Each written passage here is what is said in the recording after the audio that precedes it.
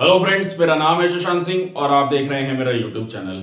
आज का जो टॉपिक है जिसके बारे में हम बात करेंगे वो है हमारा the classical theory of income and employment. तो हम लोग मैक्रो इकोनॉमिक्स की ये सीरीज अब हम लोग पढ़ रहे हैं। मैक्रो इकोनॉमिक्स में लास्ट वीडियो तक इस सीरीज में हम लोगों ने क्या क्या पढ़ा था। स्टार्टिंग करी थी इंट्रोडक्शन से, उसके बाद हमने सर्कुलर फ्लो ऑफ इनकम के बारे में जाना था और मैंने उसके बाद एक लास्ट में बताया था नेशनल इनकम और जीडीपी और इन सारी चीज़ों के बारे में। तो वो तो एक बेसिक इंट्रोडक्शन था मैक्रो इकोनॉमिक्स का। ठीक, अब मैक्रो इकोनॉमिक्स देखो क्या होती है, वो सारी चीजें मैं बता चुका हूँ इंट्रोडक्शन में। लेकिन अब हम लोग देखो इकोनॉमिक्स हम लोग क्यों पढ़ते हैं, स्पेशली मैक्रो इकोनॉमिक्स क्यों पढ़ते हैं हम लोग।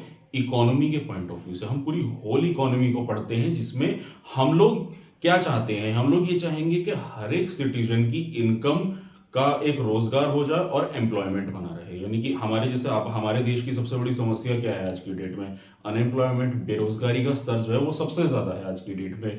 नौकरी नहीं मिल रही है और अगर नौकरी मिल रही है तो सेटिस्फाई सैलरी नहीं मिल रही है, क्योंकि लोग हाईली क्वालिफाइड हैं, ओवर क्वालिफाइड हो जा रहे हैं उस पोजीशन से, और मतलब सैलरी बेटर नहीं मिल रही है। तो ये एक इकोनॉमी की बेसिक जो होती है एक वो प्रॉब्लम है कि हर एक इकोनॉमी में हर एक इंसान को रोजगार मिलना।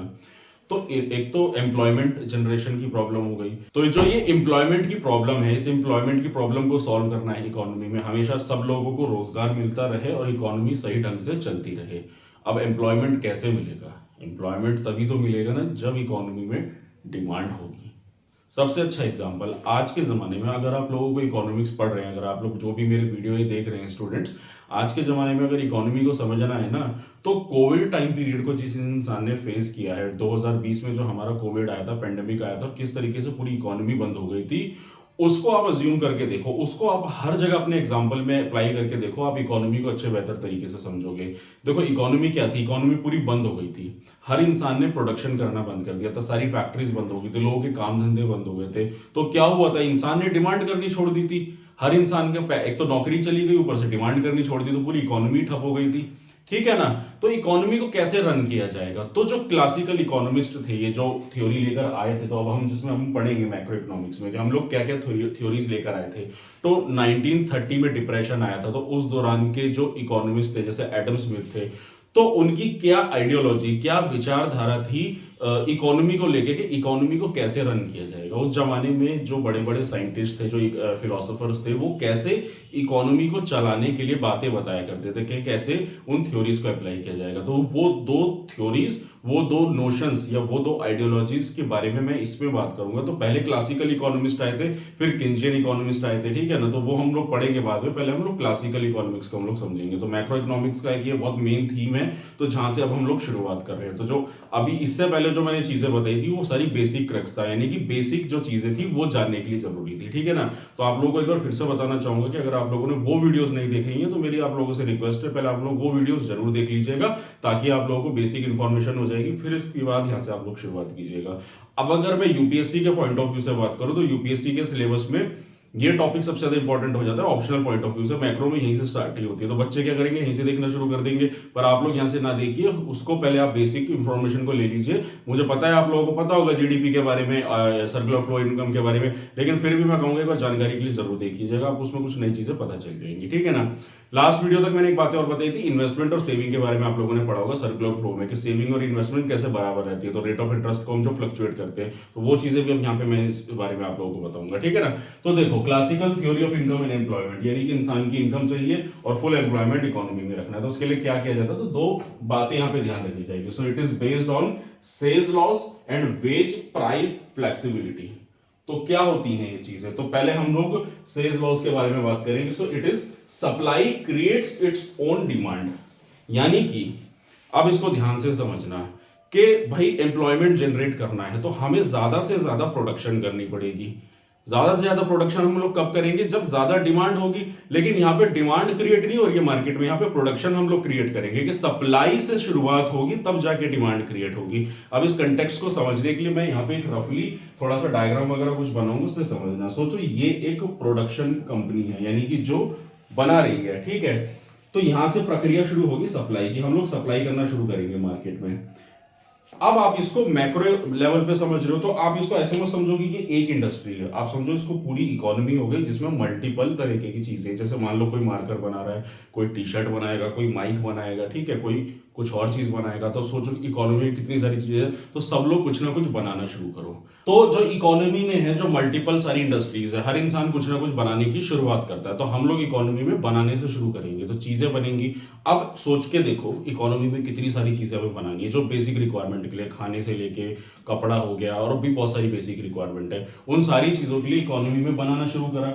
अब जब हम कोई भी चीज बनानी शुरू करेंगे तो हमें क्या चाहिए, लैंड, लेबर, मशीनरी, इन सारी चीजों की हम लोग डिमांड करेंगे। तो सप्लाई से पहले ही हम लोगों ने डिमांड करनी शुरू कर दी, यानी कि हम लोग सप्लाई छोड़ो, अभी सोचो इतनी सारी बिजनेस एंटरप्राइजेस जब कुछ बनाना शुरू करेंगी तो वो भी तो डिमांड करेंगे ना, वो भी तो कहेंगे कि मशीन खरीदनी है। तो हर बिजनेस एंटरप्राइज ने क्या करा, डिमांड करनी शुरू कर दी, तो सेल होनी शुरू हो गई अब यहां से, ठीक है। अब उसके बाद क्या होगा, हर इंसान प्रोडक्शन करना शुरू करेगा। तो जब हर इंसान प्रोडक्शन करेगा, बनाना शुरू करेगा, तो सोचो इसके हर एक बिजनेस एंटरप्राइजेस में कितने सारे लोग होते हैं जो नौकरी करेंगे, लेबर की जरूरत पड़ेगी, कितने सारे लोगों को रोजगार जनरेट होगा, तो यहाँ से रोजगार भी जनरेट हो गया।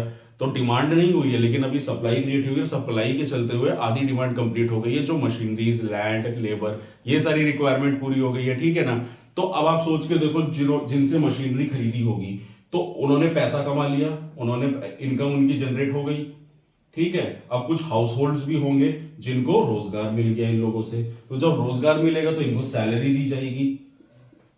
तो अभी इसको पूरा एक कंबाइंड समझ लो, ये एक हाउस होल्ड हो गया जिसमें जो ये प्रॉपर्टी वगैरह भी बेच रहे, मशीनरी भी बेच रहे, और इधर हाउस होल्ड भी हो गए।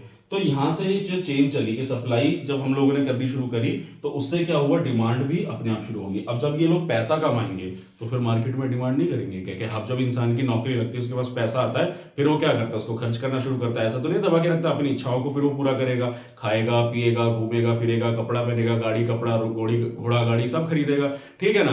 तो इस तरीके से ये एक थ्योरी कहती है, तो बताता है कि सेल्स लॉज यही कहता है कि supply creates its own demand, के यानी कि सप्लाई पे जोर डाला जाए, सप्लाई करी जाए और फिर उसके बाद अपने आप ही डिमांड क्रिएट हो जाएगी, और इस तरीके से इकोनॉमी हमारी चलनी स्टार्ट हो जाएगी, ठीक है ना। तो जैसे इसको अगर हम आज के कंटेक्स्ट में भी बात करें, जैसे एक बिजनेस रन करना है हमें, तो उसमें हमें पहले पैसा लगाना पड़ेगा ना, इन्वेस्टमेंट तो करनी पड़ेगी, तभी जाके वो बिजनेस एस्टैब्लिश्ड होगा, फिर उसके बाद पैसा कमाना शुरू करेंगे और धीरे धीरे धीरे धीरे धीरे वो बिजनेस बढ़ता चला जाएगा, लोगों को रोजगार देता चला जाएगा। तो उसी तरीके से supply creates its own demand, फिर सब लोगों को रोजगार मिलेगा और यहां से फिर ये चेन चलती रहेगी और हमेशा एम्प्लॉयमेंट मिलता रहेगा। तो ये कहता है सेल्स लॉ कि supply creates its own demand, ठीक है ना। ये हो गया इसका पहला पॉइंट। अब आता है दूसरा पॉइंट, कहता है वेज प्राइस फ्लेक्सिबिलिटी, यानी कि decrease in product price and wage to achieve equilibrium. अब होता क्या है, देखो ये जो इकोनॉमी की प्रक्रिया जब चलती रहेगी तो एक टाइम ऐसा भी आ सकता है कि लोग डिमांड करना कम कर दे। उसका कारण ये हो सकता है लोग अब डिमांड करते करते थके, क्योंकि क्या होता है ना, इकोनॉमी में कभी भी ग्राफ जो है हमारा वो हमेशा इस तरीके से ऊपर ही नहीं, कभी कभार नीचे भी जाएगा। जैसे हम लोगों ने पढ़ा था ना, मार्जिनल यूटिलिटी की चीज एक टाइम पे जाएगी, फिर उसके बाद डिमिनिशिंग होती चली जाएगी, क्योंकि कई सारे फैक्टर्स वेरी करते हैं डिमांड ना करने के, ठीक है। ये जरूरी नहीं है एम्प्लॉयमेंट। अब क्या होता है कि जब लोग, अभी क्या है कि इकोनॉमी जीरो से शुरुआत करी तो अभी तो लोगों की डिमांड फुलफिल हो गई। अब मान लो एक टाइम ऐसा भी आता है कि लोग डिमांड करना कम कर देंगे, भाई मार्केट में किसी चीज की सेल हो रही है, हो रही है, हो रही है, ये कभी नहीं होगा कि मार्केट में हर प्रोडक्ट की जो सेल है वो बढ़ती चली जाएगी, वो गिर भी सकती है। तो ऐसे केस में फिर क्या होता है, तो भाई रिसेशन, डिप्रेशन, ऐसी चीजें भी तो देखने को मिलती है ना, कि जब मार्केट में डिमांड बढ़ती जाएगी तो क्या होता है, इन्फ्लेशन भी आता है। लोग फिर, जैसे 1930 का डिप्रेशन आया था, वॉल स्ट्रीट एक्सचेंज पूरा क्लैश कर गया था, ठीक है ना। तो जैसे क्या होता है कि लोगों ने बहुत ज्यादा प्रॉपर्टी में पैसा लगाना शुरू कर देते हैं, फिर एक टाइम आता है प्रॉपर्टी की इतनी ज्यादा हो जाती है लोगों में कि उसकी मार्केट वैल्यू गिर जाती है, ठीक। तो इसी चक्कर में क्या होता है कि ऐसे कुछ केसेस देखने को मिलेंगे कि अगर डिप्रेशन, रिसेशन ऐसी प्रॉब्लम आती है तो फिर क्या करेंगे, जब डिमांड कम हो जाएगी तो फिर डिमांड कम होगी तो उस केस में क्या किया जाएगा, वेज प्राइस फ्लेक्सिबिलिटी, यानी कि जो प्रोडक्ट का जो दाम होता है ना उसको कम कर दिया जाएगा डिमांड बढ़ाने के लिए। तो अब याद करो, हम लोगों ने डिमांड एंड सप्लाई पढ़ी थी कि जब प्रोडक्ट का प्राइस गिरेगा तो डिमांड बढ़ती है, पढ़ा था माइक्रो इकोनॉमिक्स में, तो वो कॉन्सेप्ट आ जाएगा। तो यहां पे क्या करेंगे, प्रोडक्ट का दाम को गिरा देंगे। अब प्रोडक्ट का दाम गिरेगा तो एंटरप्राइजेस फिर प्रॉफिट कैसे निकालेंगी, ये सवाल उठ के आता है। तो ऐसे केस में फिर क्या करते हैं कि जो फैक्टर ऑफ प्रोडक्शन लगे हुए हैं, यानी कि जो लेबर लगी हुई है, उस लेबर की भी सैलरी कम कर देंगे, और उससे क्या होगा, फिर से एम्प्लॉयमेंट सबको मिल जाएगा और हम लोग इक्विलिब्रियम लेवल पे आ जाएंगे। ठीक है ना। तो अब इस केस में क्या होगा कि जब ऐसे कुछ लोग होंगे तो फिर लोग डिमांड करेंगे कि भाई हमें कम सैलरी में काम नहीं करना है। तो इनकी थ्योरी ये कहती है कि ये वॉलेंट्री अनएम्प्लॉयमेंट हो गया। ये अनएम्प्लॉयमेंट नहीं हो गया। अनएम्प्लॉयमेंट तो हो गया कि लोगों को रोजगार ही नहीं मिल रहा। रोजगार तो हम दे रहे हैं ना, कम सैलरी में भले ही दे रहे हैं। जैसे कोविड के बाद क्या हुआ था, कोविड के बाद जब लोगों को नौकरियां खत्म हो गई थी, तो कोविड के बाद जब मार्केट खुली और नौकरियां मिलनी शुरू हुई थी, आप याद करो बहुत लोगों को नौकरियां मिली लेकिन कम सैलरीज में मिली थी। मेरे काफी नोन लोग हैं जिनको मैं जानता हूं, नौकरियां लोगों ने करी लेकिन पहले जितनी सैलरी थी कोविड से पहले उससे भी कम सैलरी में लोगों ने नौकरियां ज्वाइन करी है। फिर क्या है, सब लोगों को घर चलाना था। तो वही कॉन्सेप्ट आता है। तो वो कहता है कि जब इकोनॉमी में इस तरीके की प्रॉब्लम आएगी इन केस भी, तो हम लोग क्या करेंगे कि प्रोडक्ट के दाम कम कर देंगे और अपना प्रॉफिट निकालने के लिए हम इधर लेबर के भी जो सैलरी या वेजेस है उसको भी कम कर देंगे। और इस तरीके से हम लोग वापस अपने मार्केट के इक्विलिब्रियम लेवल पे आ जाएंगे। तो यही कहती है हमारी theory, classical theory of income and employment. तो ये इसकी पहली वीडियो थी जिसमें मैंने आप लोगों को इंट्रोडक्शन के बारे में बताया था। ठीक है, अब इसकी अगली वीडियो से हम लोग इसके फिर मॉडल को समझेंगे एक एक करके। 3 पार्ट्स में मैं इसकी वीडियो बनाऊंगा। इसके 3 पार्ट्स होंगे जिसमें सेविंग, इन्वेस्टमेंट, ये सारी चीजों को हम लोग पढ़ेंगे। हाँ, इसमें एक चीज और बताना चाहूंगा, जो सेविंग इन्वेस्टमेंट की भी मैं बात कर रहा था ना, तो जो ये सारी चीजें जब चलती रहेंगी तो क्या होगा कि जैसे इकोनॉमी है, बीच में फाइनेंशियल मार्केट आती है, ठीक है ना। अभी ये फ्री मार्केट इकोनॉमी है, इसमें गवर्नमेंट का कोई इंटरफेरेंस नहीं चल रहा है। तो सेविंग इन्वेस्टमेंट बस यहाँ पे यही होगी कि जब लोग सेविंग ज्यादा करने लगेंगे तो वो रेट ऑफ इंटरेस्ट जो है गिरा दिया जाएगा इन्वेस्टमेंट को बढ़ाने के लिए, और लोग इन्वेस्टमेंट ज्यादा करेंगे तो रेट ऑफ इंटरेस्ट को बढ़ा दिया जाएगा फिर से उसको कम करने के लिए। तो वो जो कंट्रोल करना होगा रेट ऑफ इंटरेस्ट को कम ज्यादा करके भी इकोनॉमी को कंट्रोल में लाया जाएगा। ये भी बात इसी में कही गई थी, ठीक है ना। तो ये था classical theory of income and employment. तो हम अगली वीडियो से फिर आगे बढ़ेंगे, इसके मॉडल को हम अच्छे से समझेंगे और जानेंगे with graph and full of information, ठीक है ना। तो आई होप आपको टॉपिक अच्छे से समझ में आ गया होगा।